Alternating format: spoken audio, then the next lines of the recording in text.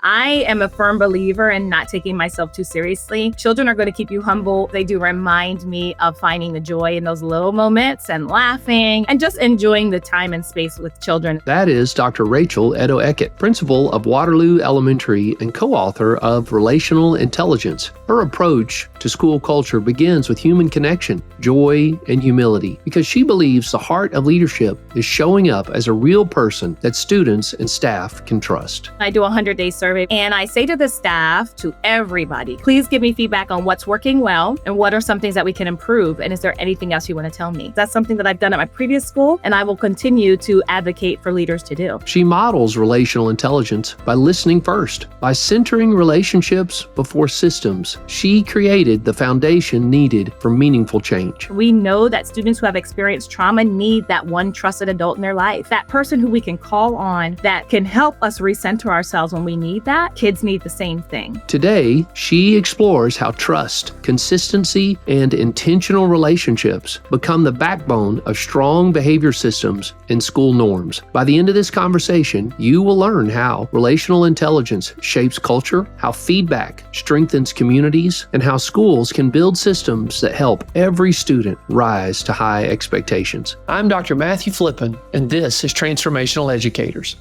Thank you for joining us, and welcome to Transformational Educators. Thank you so much for having me. I'm really excited for this conversation. Yes, absolutely. So, Rachel, let's talk about when you stepped into Waterloo Elementary School.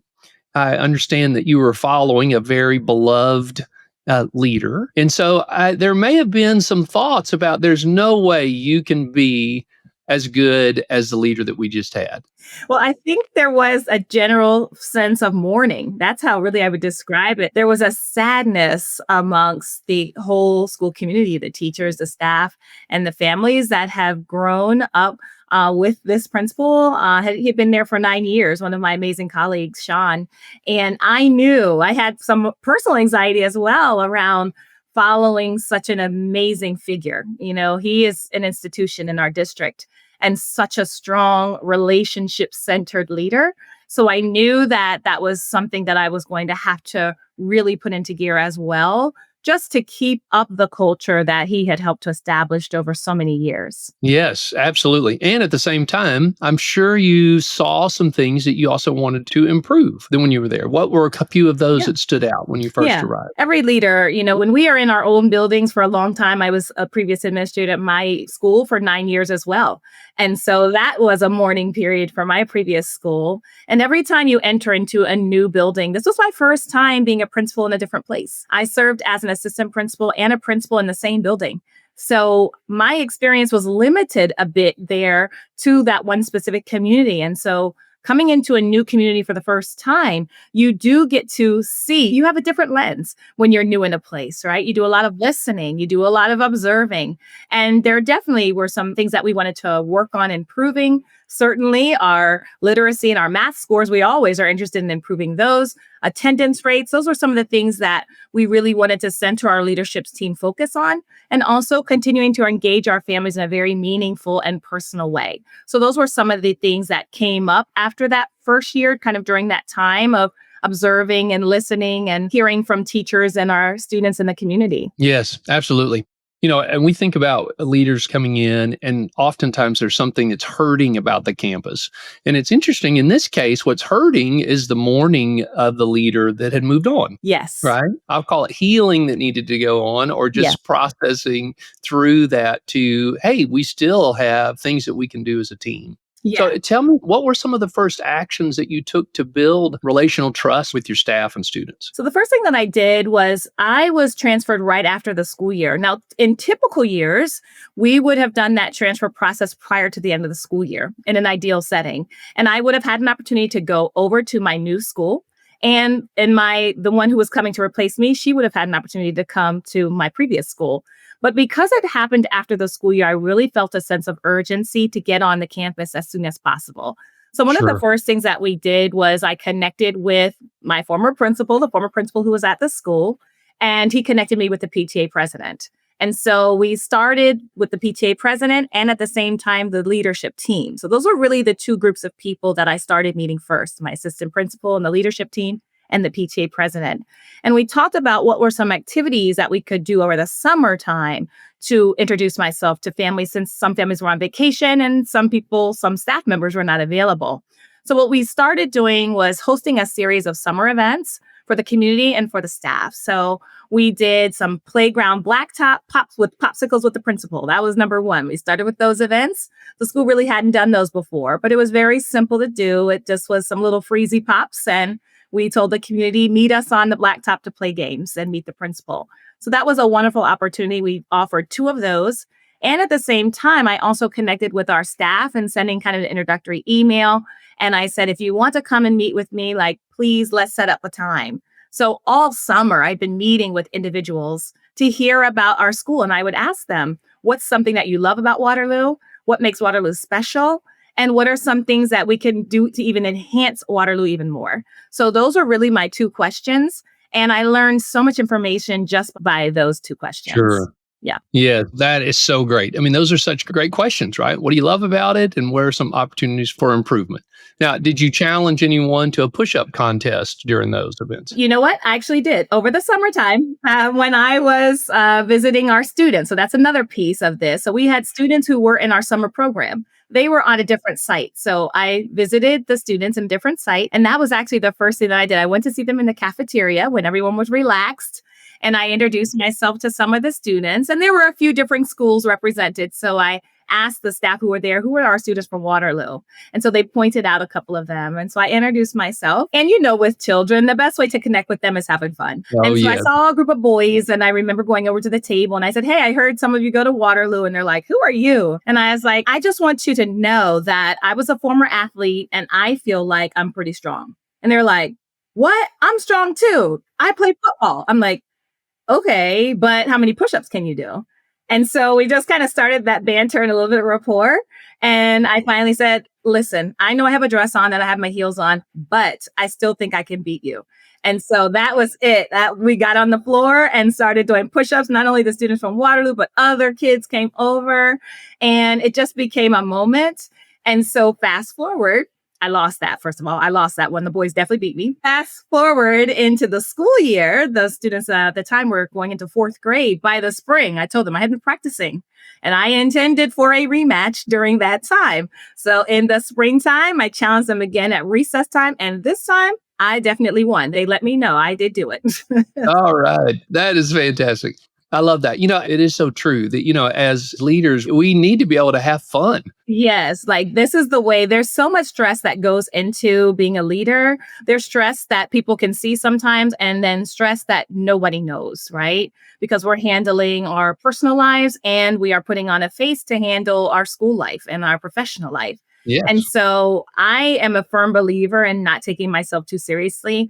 I believe children are going to keep you humble either way. They're going to say something to you that is just going to make you laugh, or they're going to tell you the truth about something that sometimes adults won't say. So I really appreciate having that experience of being around children every single day, because they do remind me of finding the joy in those little moments and laughing and just enjoying the time and space with children is a big deal to me. Oh, absolutely. Yeah, that is fantastic. Hey, is today's conversation resonating with you? The educators we feature on this podcast all have one thing in common. They're committed to growth, not just for their students, but for themselves. At Graceland University, we've built programs and partnerships that support that kind of growth. Servant leadership and school transformation for educators who want to make a lasting difference. If you're curious about what that could look like for you, scan the QR code or check out the link in the show notes. Let's get back to the conversation. So you did some data gathering. And then, so what were some of the strategies that you decided, okay, and as a group that we need to implement sooner than later? So another step that I did that I didn't share with you in the first part was that I gave an anonymous survey in that first 90 days, because sometimes over the summertime you hear information, but when the school year really gets going, that's an opportunity to do another check-in. That's pretty early in the year. So I checked in October, and I do a 100-day survey, which usually ends up around October 15th. And I say to the staff, to everybody, custodial staff, support staff, teachers, related service providers, please give me feedback on what's working well and what are some things that we can improve. And is there anything else you want to tell me? And that's really where I started gathering with my assistant principal some really hard data.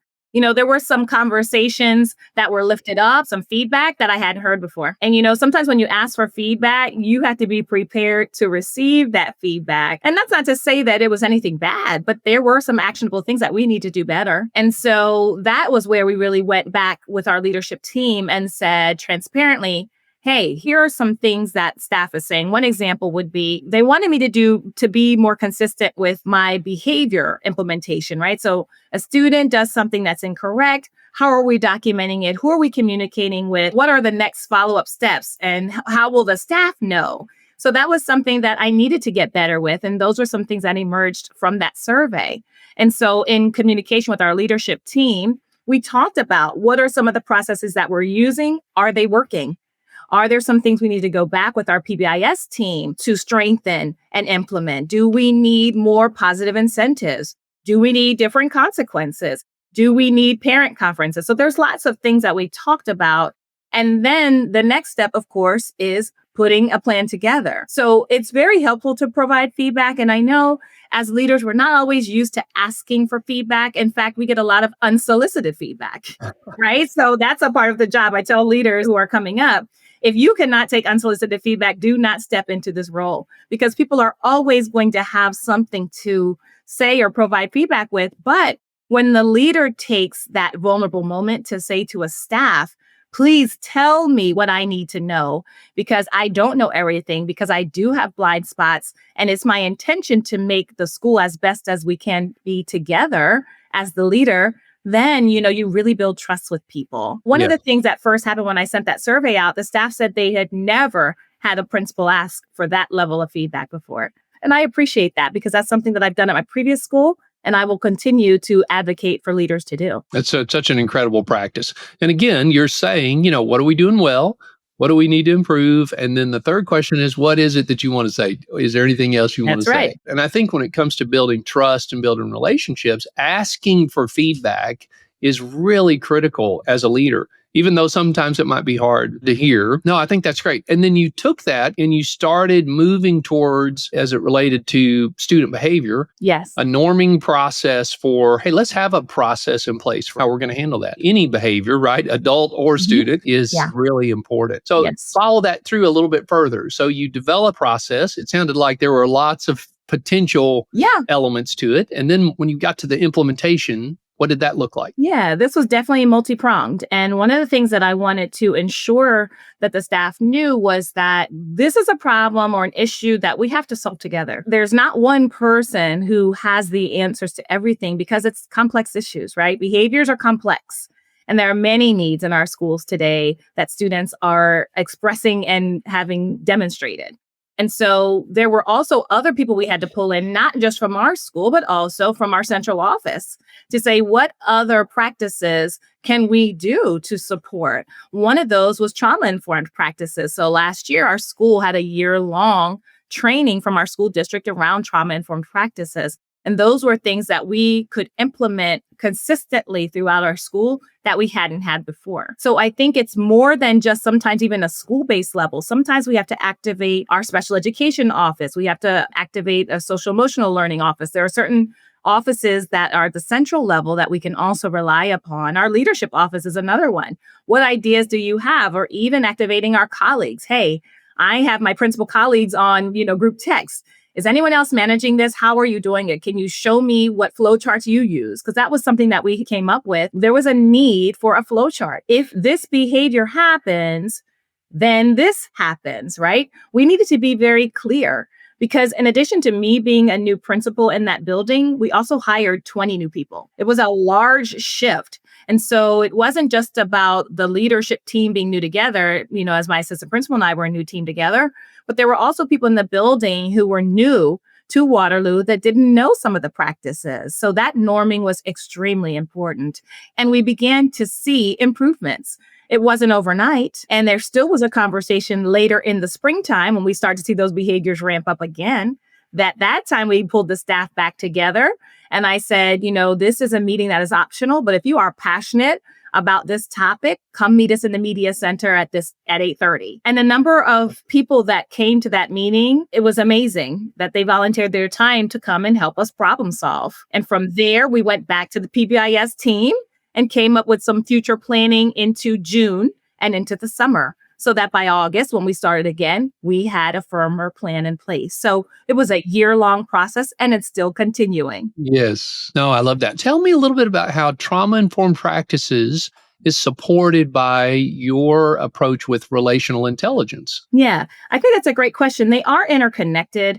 I think the main thing that links relational intelligence and trauma-informed practices is that empathy and the understanding that everyone has a story and we have to take the time to get to know people. If I look at a behavior of a child or an adult, and I make a judgment on that person instead of seeking to understand who they are and why, what is the root of some of those behaviors, then I'm going to be spinning myself in circles over and over again because I'm not taking the time to connect and to understand.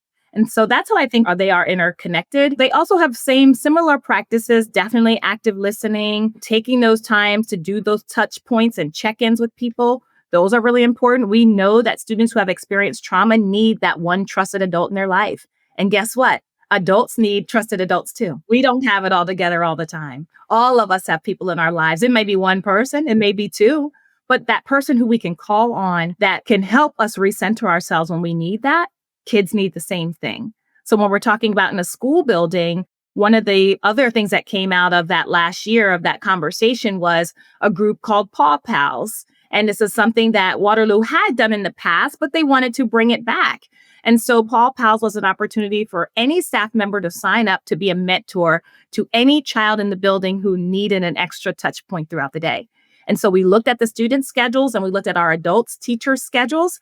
And we said, if you're free at this time, this child needs a check-in. And we really try to do it proactively because, we are people of rhythm. Sometimes students have rhythms. They might come in at this hour and then right before lunch, it may get a little tricky. And so that's the time for our Paw Pal mentor to come in, take the student on a walk, do a quick proactive check-in with the student. Then the teacher might also connect with the mentor. Hey, did anything new come up? Is there something I should know? How can I support?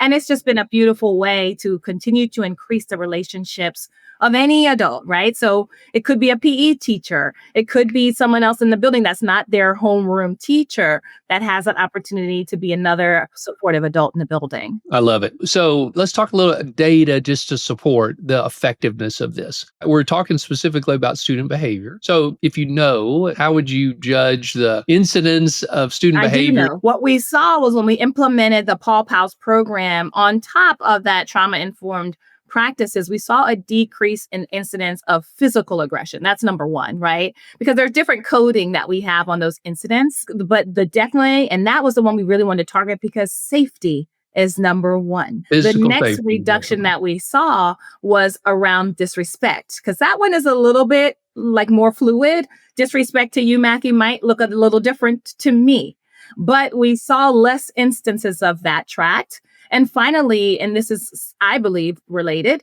we saw an increase in student attendance rates. So we had been tracking student attendance rates since the start of the school year, and we were really targeting a specific group of students. And we have seen for 2 years now an increase in our overall attendance. And we know that is because of the relationships and because of the programming that we have supplemented and put into place as enhancements at our school. Love it. How did that affect the turnover of your staff year one into your journey? So this was awesome because this was another thing that I was very nervous about, right? When you are following a beloved principal, and if things are not if they're on shaky ground, people will leave. And so I'm very pleased to share that we had only 2 teachers. One went to teach overseas and one went to teach closer to her children's district. And so at her children's school, actually. And so we had a very low turnover rate last year. And that's something that I'm very proud of. Our school community really respects our teachers and staff. And there are many teachers who have been in our building for 20 years or more. And so that institutional knowledge and relationships is critically important to the stability of our community. And so I was very happy to have very low turnover rates. And again, I know that's a testament to the culture that's in our building, but also to the relationships that we have amongst our team members and staff. That's not to say that it's perfect, because nothing is perfect, but the staff really works together well. They really support each other. And that's something that is beautiful about our school community. Yeah. When behavior is set up where, again, there's safety, there's physical safety and psychological safety, Yes. and you've got a stable teaching force, the eventual outcome of that is higher performance for Yes. students and student outcome Definitely. and all that. So, I Yes. mean, that is fantastic, Rachel. Incredible. Love to hear that. Yeah. So, tell me, back it down to like an individual story. Is there one about a student or a teacher that really touches your heart that you're really proud of? Yeah, I mean, I can think of several ones, but one I'm going to share is really about a family and about rebuilding trust. When you come into a new environment, there's all sorts of people that you're meeting that may have different experiences with schools, and not only with schools, even their childhood schools. So we know that some parents are walking into the building with some not positive experiences with school.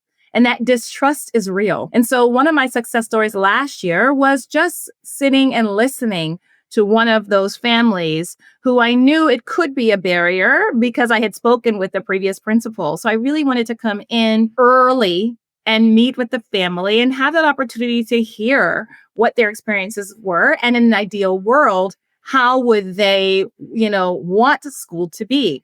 And one of the things was around communication. They wanted to know if anything occurred with their student throughout the day that we were going to be trusted to let them know, right?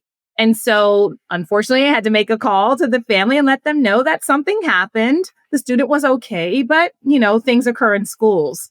And so initially, they were upset, as most parents would be. But over the course of the conversation, I just continue to impress upon them, we are here to support you, and you have my word that I will always tell you if and when something occurs and how we are handling it and, what the end result is.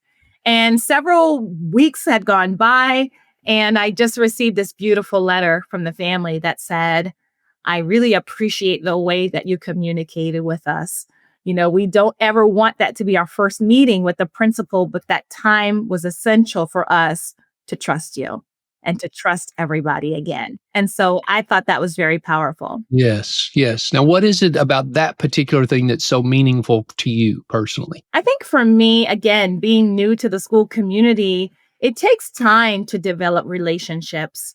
And the fact that that happened within a couple of weeks really helped me to understand that speed of trust, the book Speed of Trust. It can be done in a authentic way and it can be done quickly, but we have to be people of our word.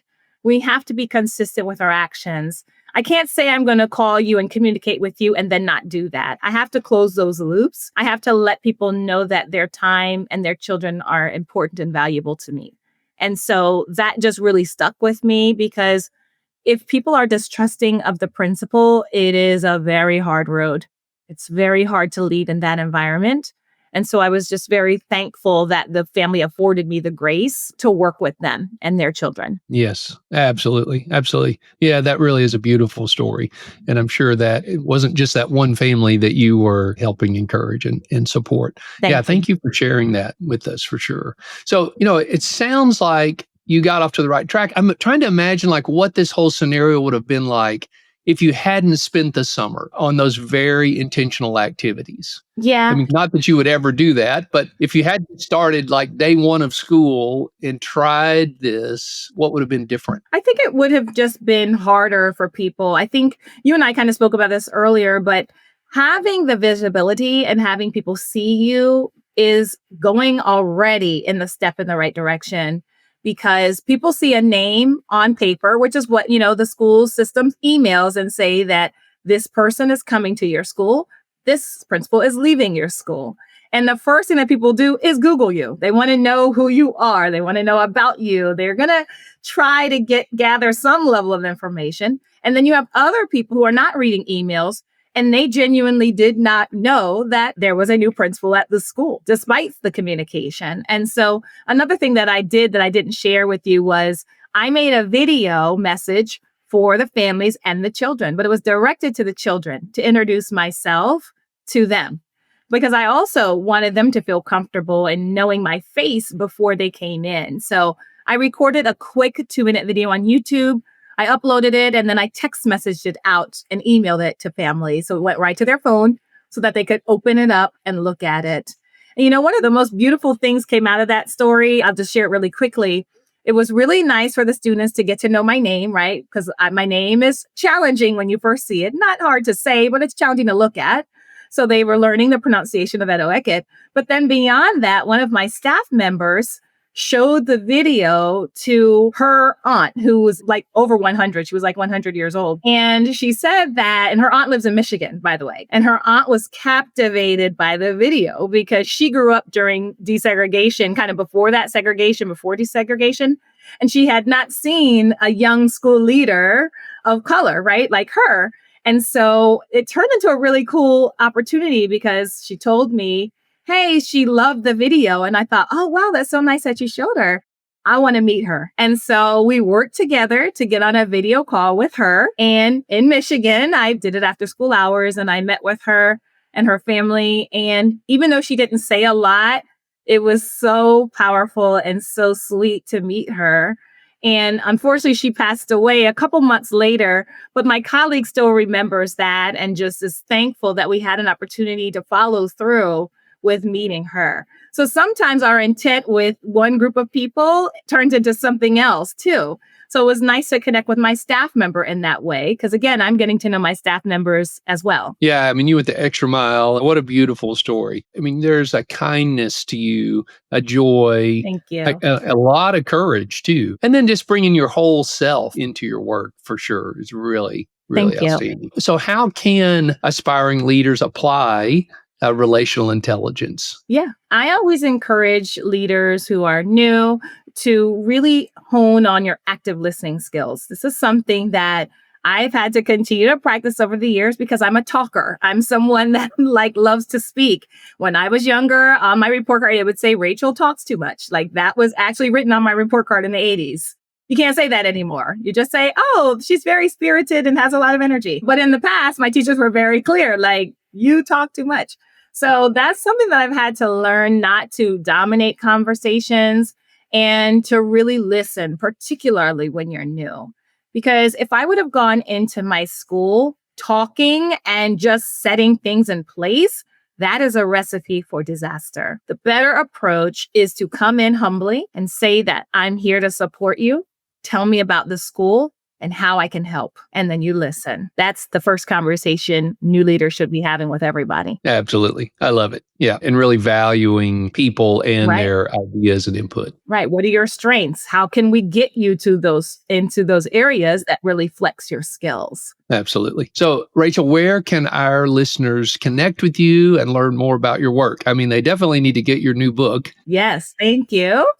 It's right here. Relational Intelligence is co-written with Dr. Brad Johnson. He is a guru in relationships and relational intelligence. And he also served as a principal and a teacher for many years. So we're very proud of the book. The book can be purchased on Amazon, or you can go to my website, www.racheledoheket.com. That has all of my socials. As Becky said, I'm very active on socials, and I just love connecting with new people. So I would love that opportunity. I'm on Instagram at Rachel Edoho-Eket.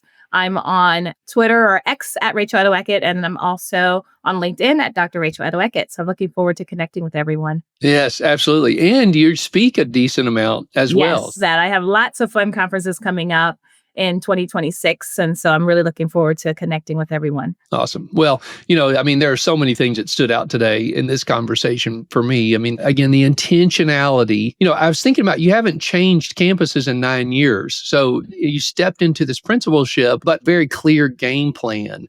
And just really proud of how you did that. And, thank you. And then look at the outcomes. You've built a great team. Yeah, just really amazing. Yeah, great people around to help accomplish that work. It definitely takes a team effort. And there's always going to be those kind of bumps and bruises kind of along the way. But communication that we talk about in our book is the glue that holds everything together. Definitely communicating with everybody as often as you can really helps with that process. Absolutely. If today's conversation gave you fresh insight or inspired you to lead with purpose, please follow the show and tell a friend. It helps us reach more educators who want to make a difference. For more stories, resources, and tools to support your leadership journey, visit graceland.edu. Until next time, keep leading with courage and care.